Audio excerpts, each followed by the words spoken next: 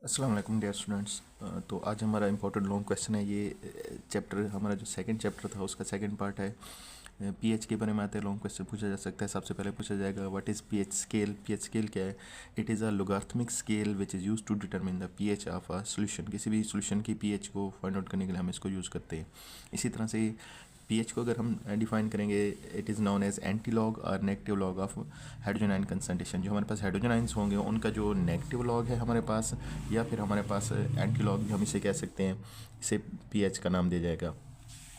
इसी तरह से अगर क्वेश्चन हमारे पास आता है कि drive the pH of water, neutral water जो उसकी पीएच को ड्राइव करें, तो हमने सिंपली सा सबसे पहले तो वाटर की इक्वेशन लिख देनी है कि हमारे पास जो वाटर की फॉर्म डिकम्पोजिशन हो रही है, ये हमारे पास वाटर की डिकम्पोजिशन जो हो रही है उसमें एक हाइड्रोजन आयन बन रहा है और एक हाइड्रोक्साइड आयन बन रहा है हमारे पास।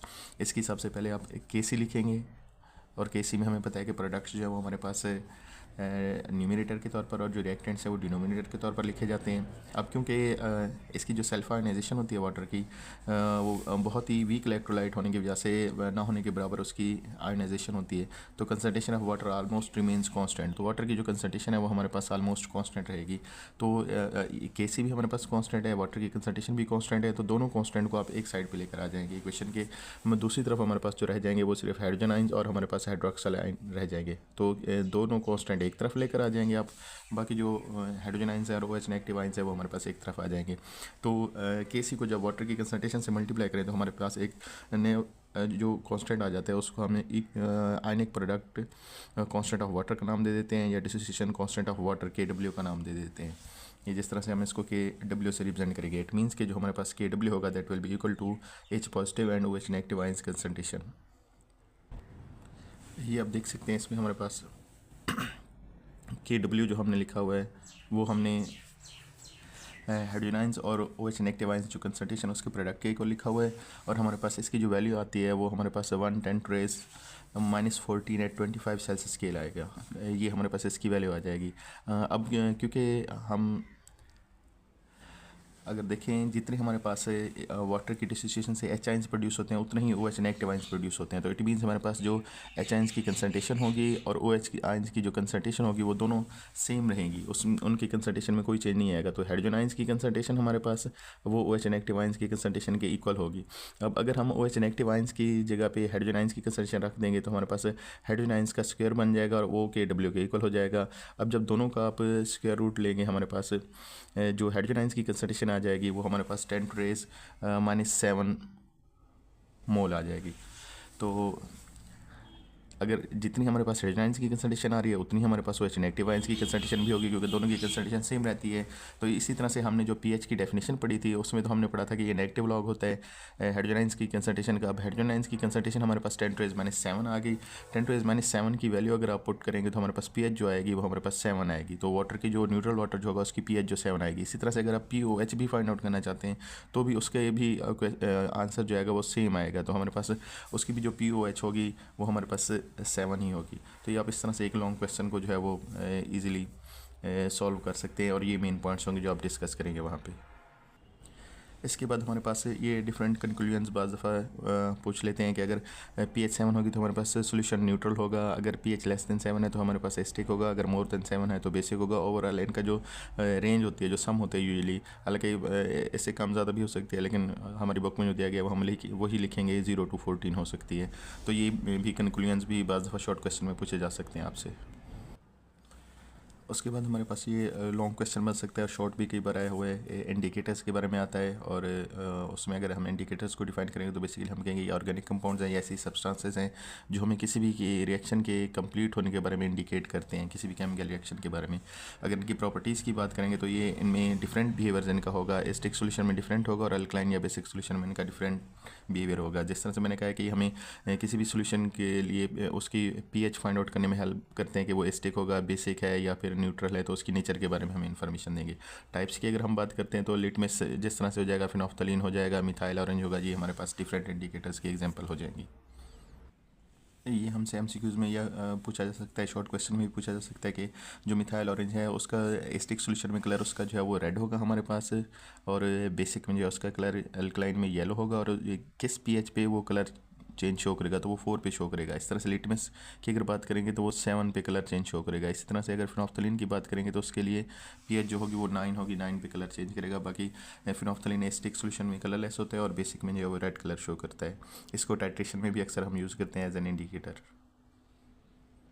उसके बाद मोस्ट इंपॉर्टेंट हमारे पास क्वेश्चन है, शॉर्ट क्वेश्चन भी आ सकते हैं, लॉन्ग भी बना सकते हैं। यूनिवर्सल इंडिकेटर के बारे में, इसे मिक्स्ड इंडिकेटर भी कहा जाता है। यूनिवर्सल इसलिए कहा जाता है क्योंकि ये किसी भी सोल्यूशन की पीएच को इजीली डिटरमाइन कर सकते हैं, और मिक्स्ड इसलिए बोला जाएगा क्योंकि ये डिफरेंट इंडिकेटर्स के मिक्सचर से बनाया जाता है इसे, तो इसलिए इसको जो है वो मिक्स्ड इंडिकेटर या यूनिवर्सल इंडिकेटर का नाम दिया जाता है। ये भी शॉर्ट क्वेश्चन इंपॉर्टेंट है, इसको भी अच्छे तरीके से हमने कर लेने।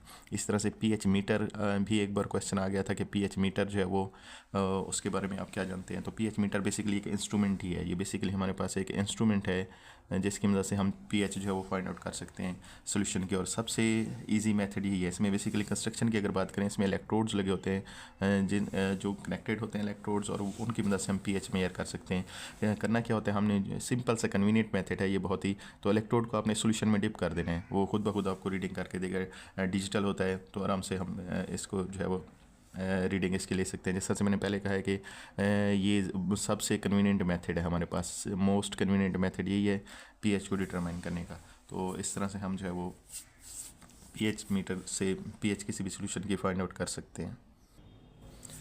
एक ये इंपॉर्टेंट क्वेश्चन आपसे डिस्कस किया जा रहा है कि कई बार ये रिपीटेड भी है कि difference between P and pH.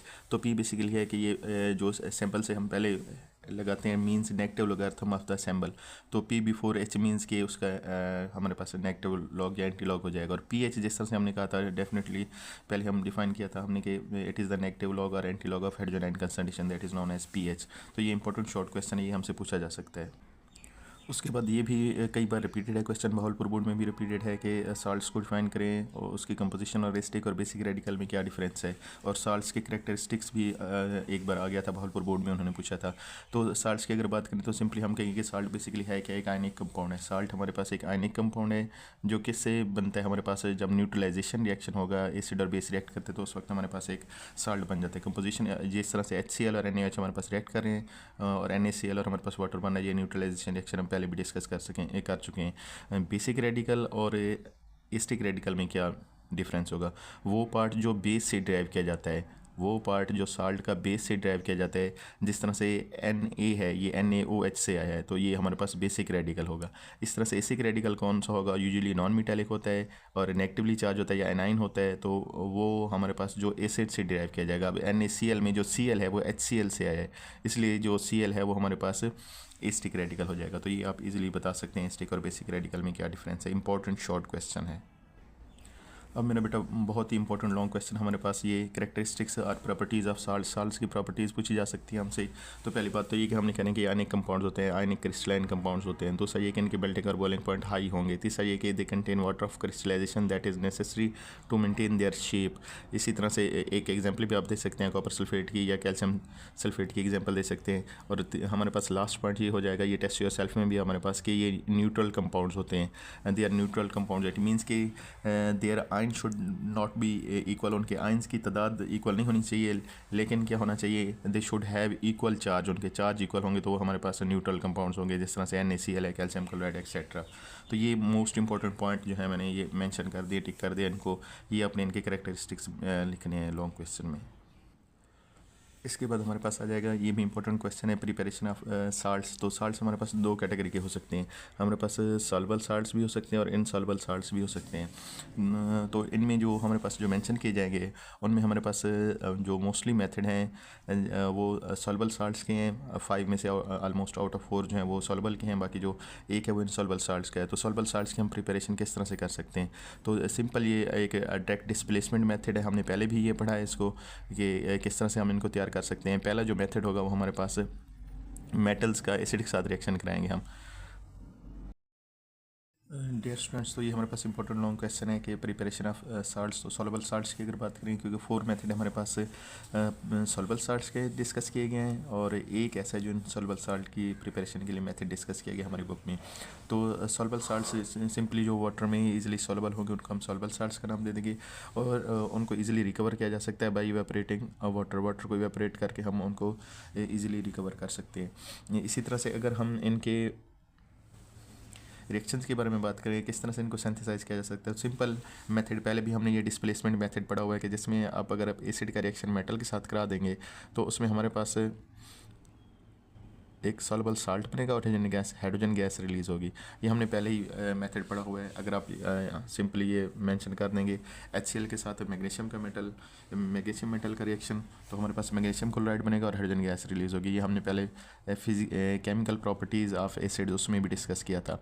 दूसरा जो मेथड है हमारे पास मोस्ट इम्पोर्टेंट सिंपल सा है, वो पहले भी हमने पढ़ा हुआ है न्यूट्रलाइजेशन रिएक्शन, जिसे हमने पढ़ा था एसिड और बेस जब रिएक्ट करेंगे तो हमारे पास साल्ट और वाटर बनेगा, और वो आप NaOH और HCl वाली एग्जांपल आप दे सकते हैं सिंपल सी। तो ये भी एक मेथड है जैसे आप सॉल्युबल साल्ट को प्रिपेयर कर सकते हैं। दूसरा जो है वो मेटेलिक ऑक्साइड का। अब मेटेलिक ऑक्साइड क्या होंगे, अगर किसी मेटल के साथ ऑक्सीजन कंबाइन हो जाते हैं तो उन्हें हम मेटेलिक ऑक्साइड कह सकते हैं कहते हैं। जिस तरह से कॉपर ऑक्साइड की बात हो रही है हमारे पास, ये सल्फ्यूरिक एसिड के साथ जब रिएक्शन करेगा तो सिंपल होना क्या है, इधर से H2 ने ऑक्सीजन के साथ रिएक्ट करना है तो H2O हमारे पास बन जाएगा और बाकी जो बचेगा CuSO4 वो हमारे पास साल्ट बन जाएगा। इसी तरह से कार्बोनेट के साथ हमने पहले भी रिएक्शन पढ़ा था केमिकल प्रॉपर्टीज़ में, तो कार्बोनेट के साथ जब एसिड रिएक्ट करेंगे तो कार्बन डाइऑक्साइड बनेगी, वाटर और साल्ट बना था, ये भी हम पहले डिस्कस कर चुके हैं। तो ये तो मेथड हो गया जो हमारे पास सॉल्युबल साल्ट्स के। इसमें से जो इंपॉर्टेंट है हमारे पास वो इनसॉल्युबल साल्ट, कई बार उसने शॉर्ट क्वेश्चन में भी पूछा हुआ है। तो इसमें हम इसको किस तरह से डिस्कस करेंगे कि हमने इसमें इस क्वेश्चन का आंसर किस तरह से देना है। मेरा बेटा इसमें बेसिकली किया ये जाता है कि हमारे पास सॉल्युबल साल्ट्स के जो सोल्यूशन होते हैं उनको मिक्स किया जाता है। सॉल्युबल साल्ट्स के सोल्यूशन को मिक्स किया जाएगा, उसके बाद मिक्स करने के बाद उनको एवेपोरेट किया जाएगा। एवेपोरेट करने के बाद हमारे पास एक जो है हमारे पास साल्ट जो होगा, ये हमारे पास नेक्स्ट जो है वो मोस्ट इंपॉर्टेंट मेथड जो है वो प्रिपरेशन ऑफ इनसॉल्युबल साल्ट्स है। तो इसमें बेसिकली हम करते हैं दो सॉल्युबल साल्ट्स के सोल्यूशन को मिक्स करते हैं, उस इससे रिएक्शन में एक्सचेंज हो जाता है, आयनिक रेडिकल्स होंगे उनकी एक्सचेंज हो जाएगी। जिस तरह से AgNO3, आप ये एग्जांपल मेंशन करेंगे, AgNO3 और NaCl का रिएक्शन कराया जाएगा तो AgCl हमारे पास जो बनेगा वो इनसॉल्युबल साल्ट्स होगा, वाइल NaNO3 वाटर सॉल्युबल होता है तो वो डिजॉल्व हो जाएगा, तो AgCl हमारे पास जो वो प्रेसिपिटेट की फॉर्म में रह जाएगा। तो ये आप इस तरह से इसको शॉर्ट क्वेश्चन को आप सॉल्व कर सकते हैं। उसके बाद हमारे पास ये मोस्ट इंपॉर्टेंट लॉन्ग क्वेश्चन आ रहा है, टाइप्स ऑफ साल्ट्स के बारे में पूछा जाता है हमसे, ये भी इंपॉर्टेंट है। तो इसमें हमारे पास अगर देखें हमारे पास 6 तरह के साल्ट्स हो सकते हैं। हमारे पास नॉर्मल साल्ट है, इसी तरह से बेसिक साल्ट है, मिक्स साल्ट है, स्टिक साल्ट है, डबल साल्ट है और कम्प्लेक्स साल्ट्स है। तो ये हमारे पास इनकी एग्जाम्पल जाएगी। अब नॉर्मल साल्ट की अगर बात करेंगे तो ये नॉर्मल साल्ट किस तरह से हमारे पास इनकी फॉर्मेशन होती है। इसमें बेसिकली जो हमारे पास एसिड होगा उसके जो उसमें मौजूद हाइड्रोजन आयंस होंगे उनकी कंप्लीट रिप्लेसमेंट हो जाएगी, जो आयनाइजेबल हाइड्रोजन आयंस होंगे उनकी कंप्लीट रिप्लेसमेंट होगी और उसकी जगह पे हमारे पास कोई पॉजिटिवली चार्ज आयन, कैटाइन या फिर अमोनियम आयन लग जाएगा। जिस तरह से आप देखें HCl का KOH के साथ रिएक्शन करा रहे हैं, हमारे पास KCl बन रहा है, तो इस एक हाइड्रोजन को हटा के इसकी जगह पे पोटाशियम हमारे पास आ गया है, तो पोटाशियम इसकी जगह पे हमारे पास आ गया है। इसी तरह से जिंक की अगर बात करते हैं तो जिंक ने भी हमारे पास कितने आयनाइजेबल थे, 2 हाइड्रोजन आयंस थे, तो उन 2 हाइड्रोजन आयंस को हटा के उसने जिंक खुद उसके साथ अटैच हो गया और हमारे पास जो है वो जिंक सल्फेट बना और वाटर बना है।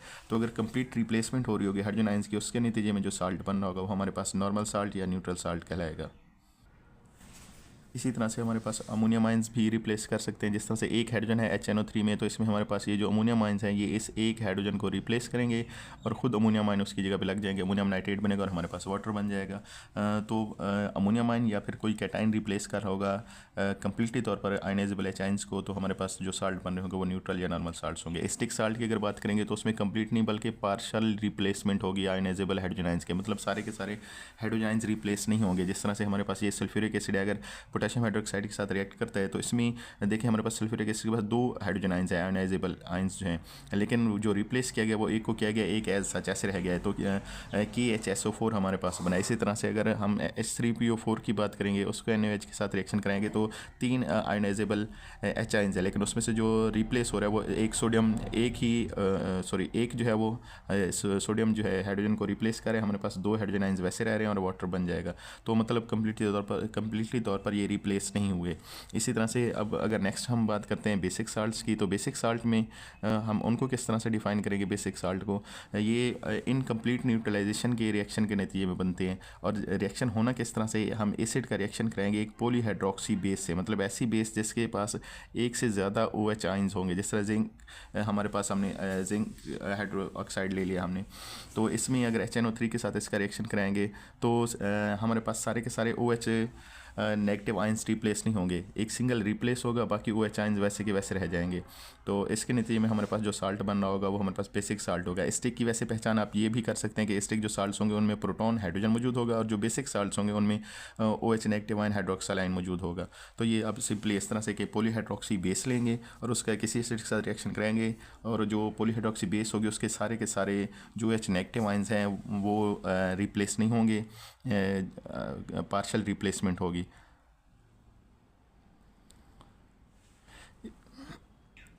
उसके बाद मोस्ट इंपॉर्टेंट हमारे पास शॉर्ट क्वेश्चन आता है कि डबल साल्ट्स किन्हें कहते हैं। बेसिकली जो डबल साल्ट है हमारे पास, ये 2 नॉर्मल साल्ट्स को मिक्सअप करने से बनाया जाता है। उनको मिक्सअप करते हैं, फिर क्रिस्टलाइज करते हैं हमारे पास, तो इस तरह से जो हासिल होने वाला साल्ट होगा हमारे पास वो डबल साल्ट होगा। इसकी रीज़न क्या है, क्योंकि इसमें दोनों की प्रॉपर्टीज़ होगी, जितने साल्ट के कंपोनेंट्स हमने जितने मिक्सअप किए होंगे उनकी प्रॉपर्टीज़ ये शो करेगा।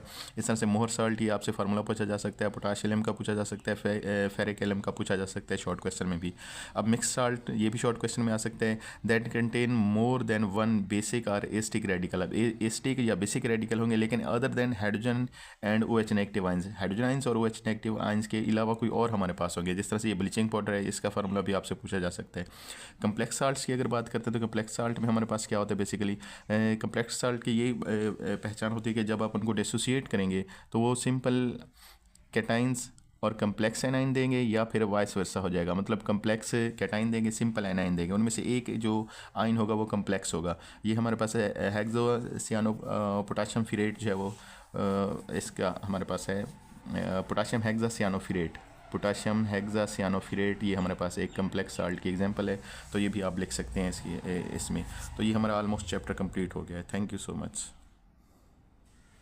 बल्कि इसमें हमारे पास यूजेज साल्ट्स के रह गए हैं। सोडियम क्लोराइड है, जिस तरह से डी-आइसिंग रोड्स पे बर्फ़ को पिघलाने के लिए इस्तेमाल किया जाता है। कास्टिक सोडा में, वाशिक सोडा में इसको यूज़ किया जाता है। सोडियम कार्बोनेट है हमारे पास, इसे सोडा ऐश भी कह देते हैं, और इसका फार्मूला आपको आना चाहिए। ये हमारे पास ग्लास की मैन्युफैक्चरिंग के लिए यूज़ किया जाता है, डिटर्जेंट्स बनाने के लिए, पेपर पल्प वगैरह बनाने के लिए इस्तेमाल किया जाता है। इस तरह से सोडियम कार्बोनेट या जिसे वाशिंग सोडा, ये एक बार शॉर्ट क्वेश्चन आ गया था, इसे धोबी सोडा उर्दू में बोला जाता है, तो इसका फार्मूला आपको आना चाहिए। तो ये सॉफ्टनिंग ऑफ वाटर के लिए इसको यूज़ किया जाता है, डिफरेंट केमिकल्स बनाने के लिए, कास्टिक सोडा वगैरह बनाने के लिए इस्तेमाल किया जाता है। सोडियम सल्फेट भी है, ये भी आप तैयार करेंगे, सोडियम सिलिकेट का यूज़ कर लेंगे। तो ये जितने यूजेस हैं ये आपने एक बार ज़रूर देख लेने हैं, क्योंकि इसमें से कोई ना कोई लाजमी तौर पर आपसे पूछेगा। और ये सोडा लाइम, एक बार शॉर्ट क्वेश्चन उसने किया था, व्हाट इज़ सोडा लाइम। तो मिक्सर जो होता है हमारे पास कैल्शियम ऑक्साइड और सोडियम हाइड्रोक्साइड का, उसे सोडा लाइम का नाम दिया जाता है।